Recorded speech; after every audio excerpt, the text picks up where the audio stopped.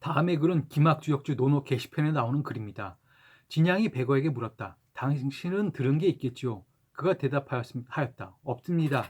일찍이 홀로 서 계실 적에 제가 종종 걸음으로 마당을 지나가는데 시경을 공부했느냐? 하고 물으시더군요. 못했습니다. 하고 대답하니 시경을 공부하지 않으면 남과 말할 수 없느니라 고 말씀하셨습니다. 저는 물러나 시경을 공부했지요. 다른 날 또 홀로 서 계실 적에 제가 종종 걸음으로 마당을 지나가는데 얘를 공부했느냐 하고 물으시더군요. 못했습니다 하고 대답하니 점점점. 백어는 공자의 친아들입니다. 이 이야기는 공자의 제자 진향이 공자의 친아들 백어에게만 따로 비법이나 비계 등을 전수해주지 않았을까 하는 의심을 품고 공자의 친아들 백어에게 묻고 그의 백어가 대답한 것을 옮긴 것입니다. 군자는 친자식에게만 따로 비법이나 비결을 전하지 않고 제자들 모두에게 공평하게 지혜와 지식을 전달하였다는 것이 이 글의 주제일 것입니다. 시경이나 예가 무슨 비법이겠습니까? 그만큼 대중적인 학습서라는 말이겠죠. 그러나 저는 이 부분에서 혹시 진짜 시경이 비법서는 아닐까 하는 우매한 의심을 해보았습니다. 평범 속에 비범이 숨어 있다는 이야기도 있지 않습니까? 여하튼 춘추전국 이야기를 쓴 공홍국식도 역사서로서의 시경의 가치를 높이 치시더군요. 반면 서경에 대해서는 박한 점수를 주시던데 저는 시경도 시경이지만 서경, 즉 상서도 시경 못지않게 나름의 가치가 있다고 봅니다. 비록 수천 년의 시간을 거쳐 지나면서 글 내용에 가감이 적지 않았을 것으로 보여지지만 비판적으로 추려본다면 진실을 발견할 수 있지 않을까 합니다. 오늘 소개시켜드릴 책은 시경이고 시경 중에서도 한역편입니다. 여기서 한역 앞글자 한은 대한민국 할 때의 그 한자이고 뒤에 혁자는 크고 아름답다는 의미입니다. 즉 한역은 한은 크고 아름답다 정도의 뜻이겠죠. 시경은 정상홍 씨가 번역하고 의류문화에서 펴낸 책을 참고했습니다. 혁혁양산, 높고 큰 양산을 유우전지, 우임금이 다스렸었네. 유탁기도, 그 넓고 큰 길로 나아가 한후수명, 한나라 후작에게 임명을 받으셨네. 왕친명지, 천자께서 친히 명하시기를 찬용조고, 그대 조상들을 계승하여 우패진명, 나의 명을 저버리지 말고 숙야비해, 일찍부터 늦게까지 부지런히 건공이위, 그대 자리를 공경하고 삼가면 진명부령, 나의 명은 바뀌지 않을 것이요 간부정방, 내조하지 않은 나라들을 다스려 이좌융벽, 그대 임금인 나를 보좌하오. 여기서 셋째 줄의 한후는 아래의 주의 다음과 같이 설명이 되어 있습니다. 한후, 한나라의 제후 무왕의 자손으로 희성이다. 공소, 한후는 그의 부친의 뒤를 이어 주의하여 지상한 뒤 사복으로 천자를 찾아뵙고 명을 받은 것이라고 한다. 즉 한후는 주나라의 동성제후로서 주나라 왕족이라는 말입니다. 첫 줄의 혁혁양산은 양산의 위치에 대해서 여러 견해가 있지만 저는 글자 고지 곧대로 맹자에 나오는 대량 근처의 산이 아닐까 합니다. 그리고 둘째 줄 유우전지에서 유우는 전설 속의 우임금으로서 하나라를 공국하신 분이라고 하는데 저는 그가 아니라 동일한 발음의 단어뿐의 이름인 진나라 당숙우가 맞다고 보입니다. 그리고 한우 수명은 한우로 명받았다 이런 의미겠죠. 그리고 다섯째 줄에서 천자께서 친히 명하시기를 하고 번역되었는데 여기서 천자는 황제가 아니라 임금 왕자의 그 왕임도 주의 있게 보아야 하는 부분입니다.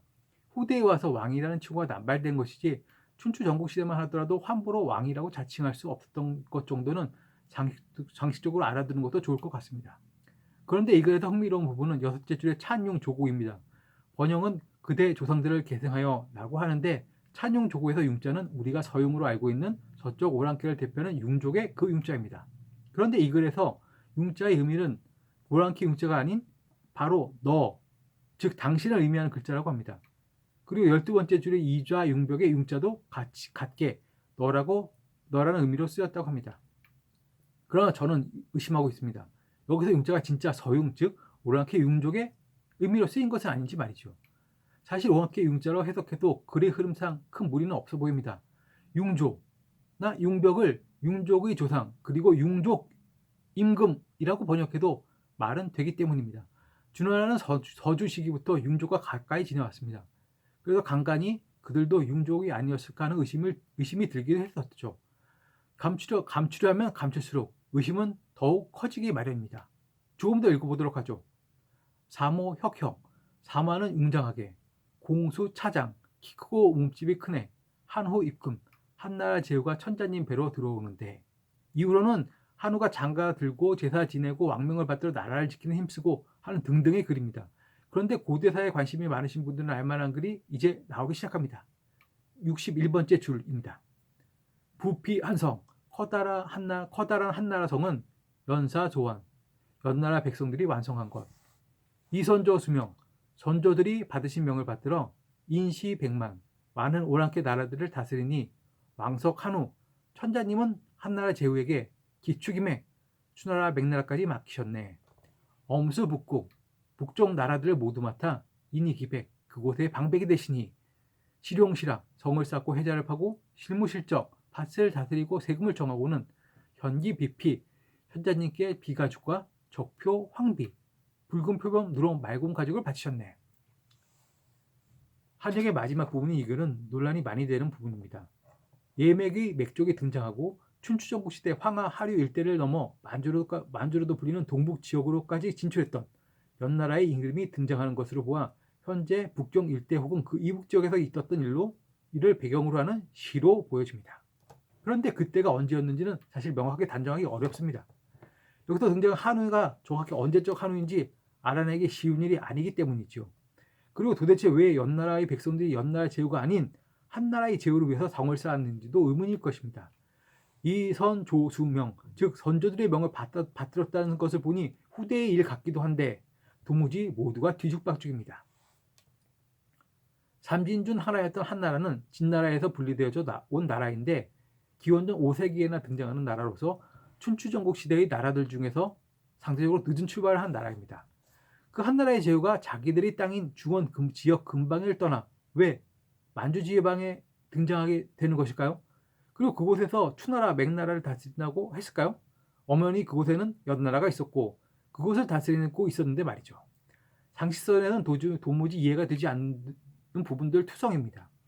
여기 등장하는 한호를 섬성 출신으로 보고 서조 초기에 동북 지역으로 이주하여 한시 조선을 건국했다고 이병도 교수께서 예전에 주장하셨던 적도 있습니다. 그런데 친일 왜곡 역사학자라고 비난을 받으시던 이병도 교수께서도 작게나마 거대한 고조선을 그리는데 동참하고 싶으셨던 거 아닌가 하는 생각도 해봅니다. 그러나 제 의견은 그와 조금 다릅니다. 저 또한 추론과 추리를 통해서 퍼즐을 하나하나 끼워 맞춰나가 보도록 하겠습니다. 제가 주목한 부분은 앞부분 글에서 등장하는 융이라는 글자와 그리고 한우의 한자입니다.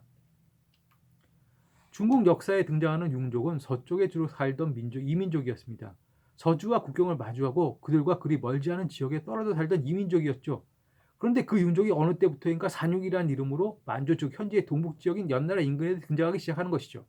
그리고 그 연나라를 치부한 산융을 기원전 664년에 제나라의 관중이 가서 토벌한 일은 꽤 유명한 일화입니다. 대개들은 그때 산융이 그 시점으로 소명한 것으로 알고 있죠. 그렇다면 어떤 연유로 해서 중원의 서쪽 지방에 살던 융족이 동북 지역 변방에 등장하게 되는 것일까요? 중국 역사를 읽다 보면 왕이라는 칭호가 황제보다 못한 아랫사람을 의미한다고 느끼게 됩니다. 아마도 모든 왕을 멸망시키고 황제에 오른 진시 황제 때문일 텐데요. 왕이라는 칭호는 황제의 형제들에게 주어지기도 하고 이민족 나라의 군주가 자칭하기도 하며 칭왕은 대수롭지 않게 쓰입니다. 그러나 춘추 전국 시대만 하더라도 왕이라는 칭호는 함부로 쓸 수 없는 금지된 단어였습니다. 이름뿐이던 동주의 국왕이 그 자리마저 내려놓게 되는 것은 제국의 군주들이 서로 칭왕, 즉 왕을 자칭하기 시작부터입니다. 왕은 준하에서만 쓰이던 군주의 호칭이었던 것 같습니다. 그리고 그 이전 중국의 군주들은 제자를 사용했던 것 같고요. 중국의 서쪽 지역에서 흥기한 주나라는 서쪽 지역에서 흥기한 나라입니다. 그리고 그들 주변에는 융족이 있었죠. 사서에서는 융족을 야만적인 이민족으로 그리고 있는 듯한데 종종 보면 주나라 왕실과 융족이 서로 혼동되는 모습도 보이는 듯합니다. 그래서 저는 이런 추리를 해보았습니다. 주나라 왕실과 맞먹던 융족의 수령들이 혹시 그들도 왕이라고 자칭하고는 하지 않았을까요?